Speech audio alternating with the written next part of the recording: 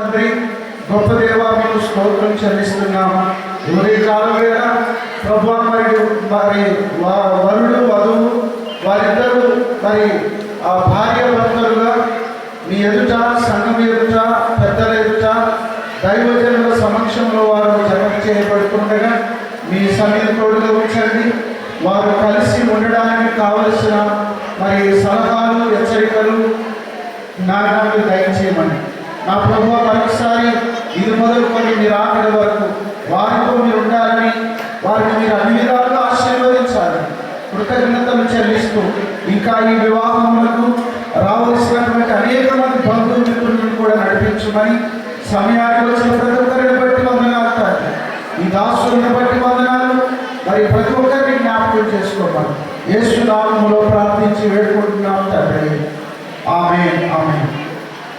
ప్రియులారా, ఈ సమయంలో నేను కొన్ని మాటలు జ్ఞాపకం చేస్తాను. మరి దయచేసి మీరు కూడా ఈ మాటలను ఆలకించాలని మనం చేస్తున్నాను. దైవజనులు గజ్వేల్ నుంచి వచ్చిన సేవకులు వారు చెప్పినట్లుగా దయచేసి కొద్ది మాటలైనా మీరు మనసులో ఈ మాటలు విని మనసులో పెట్టుకోవాలని నా మనవి.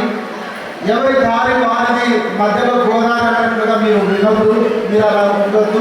కొంచెమైనా ఆలోచించండి.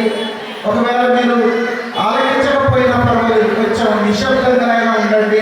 వినేవారికి ఆటంకంగా ఉండవద్దు.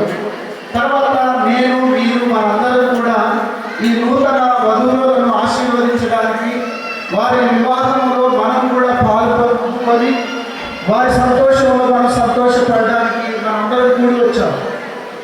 నిజంగా వారిని మనం గౌరవించాలంటే ఒక సూత్రం, వారిని మనం గౌరవించాలంటే మనం మౌనంగా ఉండాలి. వారిని గౌరవించినట్టు, లేకపోతే మీ పెళ్లి మీరు చేసుకోండి, మా మాట మేము మాట్లాడుకుంటాం అంటే వారిని గౌరవించినట్టు కాదు. వారికి మనం సన్మానించాలి. వారిని గౌరవించాలంటే ఈ వివాహం అంతటి వరకు మనం మౌనంగా ఉంటే వారిని గౌరవించినట్టు. దయచేసి ఈ మాటలు మీ మనసులో పెట్టుకొని మీరు ఆలోచిస్తారని నేను మనవి చేస్తాను.